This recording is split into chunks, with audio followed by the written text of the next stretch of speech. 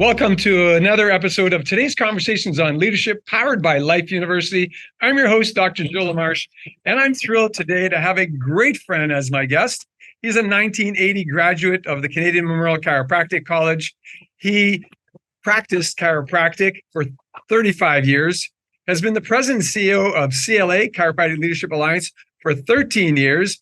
Dr. David Fletcher coming to us live from Toronto, Canada. David, thanks for joining me on this beautiful Friday morning. Oh, Gilles, it's wonderful to catch up with you as we have for so many years, decades. But most importantly, to be invited to talk about leadership is one of my favorite things. Well, you were an exceptional leader in the communities that you served, starting in Alberta and then in Ontario for some 3 decades or so.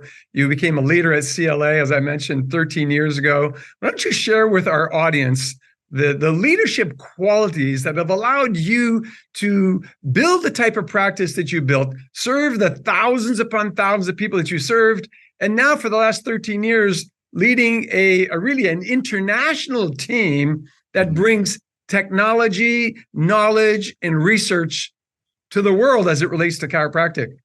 Yeah, when I was invited to come here, you sort of start processing a few of the most important things, and more importantly, as you look backwards, it plans for where you look forward. And if I was to come into 2 words that have really honed my relationship with leadership.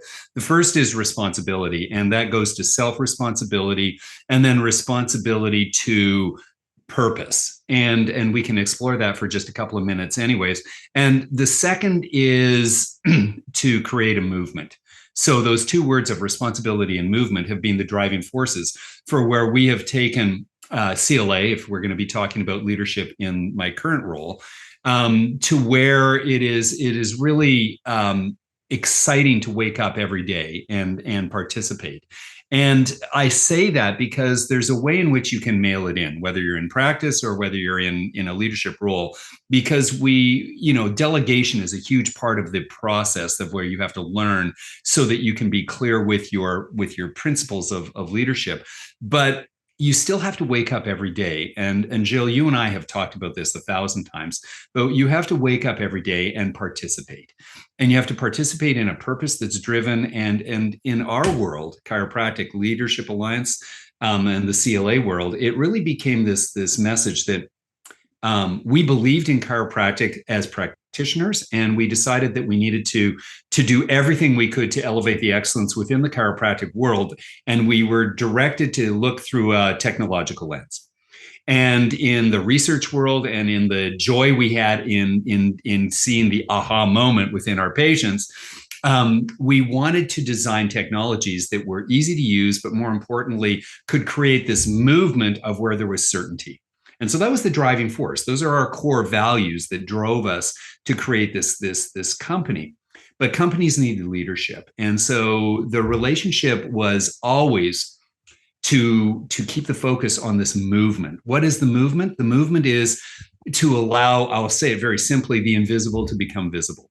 And that the relationship was that we knew chiropractic was the best thing that could happen in the world or to the world, but we had to convince people or show people or allow people a new level of certainty. And we thought, what better way would that be than to look through the nervous system and help them understand what the nervous system looks like? And so that was the driving force of it. But then we come down to that idea of self-responsibility. And the self-responsibility is this, that I learned was number one, and I always remember Nathaniel Brandon saying this, and he was the father of the idea of self-esteem. And he was teaching us one time, and he said, I want everybody to look over their left shoulder. And so everybody looks over their left shoulder. And he said, do you see the cavalry coming? And he said, the cavalry isn't coming. You're not going to be saved. He said, when you get this idea that you are the decision maker and there's no one who's going to save you except you yourself and the decisions you make, then the concept of self-esteem turns into self-responsibility. And as a consequence of that, that was a really, penny drop that happened to me, because whether it was deciding how you wanted to dress in the morning, or whether you wanted to tell a patient, we get confronted with many of the young doctors, and they're like, oh, I'm afraid to ask for referrals or anything like that. Well, if it's part of a movement, part of a purpose, the self-responsibility is to say, I'm driven to do that. And those are the applicable relationships that you take, whether it's in the nucleus of what we do in practice. Practice is a perfect growing ground for where we've become an international company. Same responsibilities. You have to wake up, look in the mirror, look behind you, don't see the cavalry, and move from there. I agree with you wholeheartedly on that topic of self-responsibility. You may remember that a number of years ago, I wrote a book called The Art of Responsibility. Oh, I do very much. We take responsibility really seriously. One thing that you said that is so true, because I feel it every morning, but I think coming from, another leader to share with the audience, you said, you've got to wake up excited. Yeah. Right? And you can wake up excited every single morning, like I do. I would say out of 365 days, there's probably 363 days that I wake up excited. The 2 days I may not wake up excited, it's just because I went to bed too late and I'm really, really tired. But at the end of the day, or at the beginning of the day, if we refocus on our purpose, we get excited again. Sure. And what drives us is the purpose. And so you, as a leader, like every single day, you awaken and you have a team. Yeah. You have a team that you've got to make sure is inspired. You got a team that you got to make sure have their goals in line. They're well trained. They're well supported. They've got everything that they need to be successful, because that's one of your roles. So what's maybe are the most important decisions that you make as a leader every single day for your organization? I think that we wake up every day with that purposeful action, and the decisions that we make, number one, are to relate our actions in the day to our core values. And I know that sounds kind of hokey and, mission, vision stuff and everything else. But the truth is that every one of our employees has on their screen the core values of our company. That's their screensaver. And as a consequence of that, they have a chance. Yeah, they have a chance to look at them. What a great idea. Yeah, it's a wonderful idea. And as a consequence of that, one of the things that we worked really hard for those, when we sat down with advisors and everything else, they were great because they gave us the direction. But when it came down to it, nobody understands our core values or chiropractic like we do. And when we did it, our first core value is chiropractors first. We do not exist unless we have a chiropractic relationship with the type of chiropractic relationship with the people we serve. And we never waver from that. And the second is to be relentlessly innovative. That's our second core value. In other words, all ideas are welcome, meaning we don't shut down ideas or otherwise. We listen and we move forward. And at the end of the day, when we have an overriding perspective of those models, respect is what drives us. And so you asked us what we do every day is that we embrace our employees. And, you get to be a company where there's lots of employees around. It's tough. So you have to work in a hierarchical process. But every day I start my day by checking in with my managers and having a huddle, if you would, just to have a conversation with them. Hey, did you see the ball game last night or whatever else? It doesn't matter. It's a touch base and it's a human relationship. And we get down to business all during the day regardless. But there has to be that responsibility of where I show up so that they'll show up. That's so important. And I love your idea of having your core values as a screensaver. Oh, it's wonderful. And in a month or two, if you ask people at Life University what their screensaver is, hopefully they're going to be able to tell you that it's the core values of the institution. Because I'm going to share this idea with the president this week. Wonderful. So I love that tip. So everybody listening in, think about that. What a great tip to actually elevate your entire team. So my next question to you, Dr. David, how do you ensure your organization and its activities are aligned with those core values we're talking about? Obviously, having the screensavers, having the core values right in front of everybody every day. But what else do you do to make sure the core values are well aligned with the entire team? Well, I mean, we don't have like we have a very distributed workforce, and so we can't really get together. And even what we're doing today, Gilles, is distant learning, distant experiences. It's still not the same as getting together. So one of the things that we do on a day-to-day basis is use these mechanisms, whether it's Zoom or Teams or otherwise, to touch base and to have conversations. And they go beyond the KPIs. So that's a good starting point for it. But we also know that it's a company and that there are targets and goals that everybody is responsible for. And it's really important once you've set the vision, mission, goal in place that there are responsibilities that everybody understands that they have in their tasks that go along with that. And so reviewing those, this was tough. This was tough in leadership, is that calling people out when they're drifting from the tasks and otherwise is not the first thing that practitioners love to do. Practitioners always want to be friends and friendly and everything else. And I had to unlearn a lot of, that. Our employees and any employees, and you sit in the leadership position with many, many employees that are listening and working with you as well. They're looking for direction. I had to unlearn that I didn't have to be their friend. I had to learn to be friendly, but to remember that we are constantly driving for the purpose of growth. And that is so critical to remember. And growth doesn't always mean profit and everything else. Growth means personal growth for them. So we care very much that our employees recognize that they are in a growth company.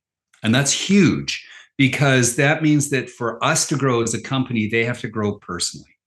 And we would love it if they grew out of our company. We would be sad to leave them, to let them go, but we put no handcuffs on anyone in our company. If they outgrow us with their vision or otherwise, we're happy to let them explore their next thing, because you know why? We live in abundance. We know that the next person is going to fill the shoes that they left, and perhaps even bring new innovative ideas that are going to happen. So really, that leadership tip is about supporting your people so Absolutely. that they are successful, giving them the tools and everything they need to succeed. They wouldn't have been invited to the game, even from the early hiring process. They wouldn't have been invited to the game unless they caught our attention. And we in the early days, you sometimes would take, warm body and hope that you could train it up. We're past that now. And so and this is interesting, Gilles. I was giving a class or a lecture, I guess you would say, to a group of students, and there was a big auditorium group of students, chiropractic students. And I said, you're sitting here, and this is applicable in leadership and business as well. I said, you're sitting here not because you chose to be a chiropractor so much as you chose not to be something else. And I said, this is really important you understand that, because nobody tells you what to do. You are drawn to where your path will take you. There's sort of there's an invisible thread that says you're always on purpose. You just have to define that. I said, so in my world, I chose not to be a mathematician. I chose not to be a medical doctor. And the role that I had of choosing not to be made the decision to be a chiropractor so obvious. And that's the same way that we go into an employee-based relationship in leadership, is that we know by the time they come to us that sure, they're exploring. They don't know chiropractic as much as they're, but they know something. And they know that by choosing us, they chose not to go in a different direction. So by choosing us, we know that we're on point and with thread with them. Well, thank you for that. And maybe my last question today is, what's the biggest challenge facing leaders today? And what's it's a double question. And what's one of the tools that you actually utilize to stay focused on being a great leader? I know that before we started recording, you shared a book with me. So the question again, what's the biggest challenge facing leaders today? And what's one of the ways that you manage that for yourself and for your team? I think that the biggest issue, and it's not just in leadership, but in day-to-day living, is distraction. There is so much coming at us, whether it's on social or otherwise.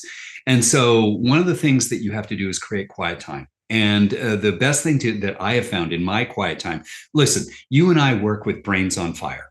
You know what? We're fully creative. We're fully engaged in visioneering and everything else. And there is brain on fire. And part of that is our genome, and part of that is what we've accepted.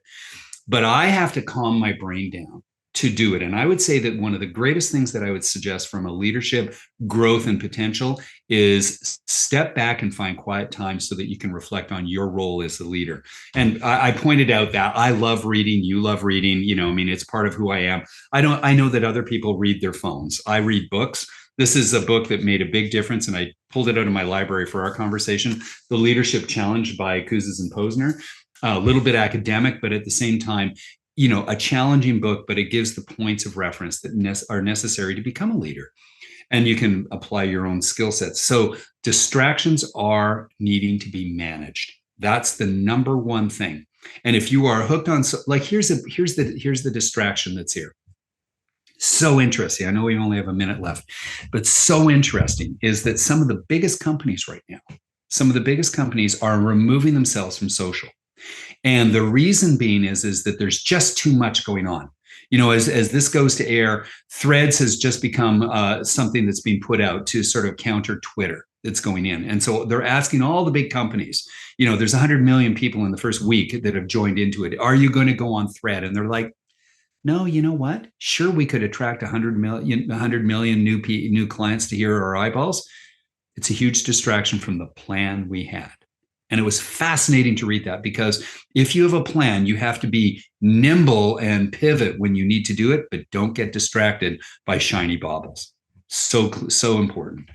Boy, what a great tip that is. Don't get distracted by shiny baubles, right? The SOS, shiny object syndrome. So many people just move to that SOS. There's another shiny object. They move there, they move here. So staying focused and maintaining an ability. Well, it got you to where you are.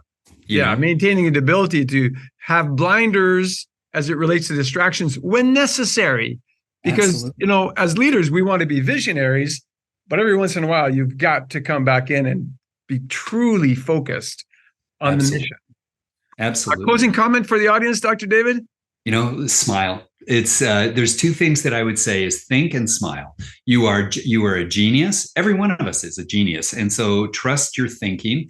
But while you're doing that, wrap it in a smile. It's a good and abundant life out there. Being a chiropractor, being someone who's listening to this, excited in leadership, whatever path you're on, I promise you, you are a genius and you have something to share with the world.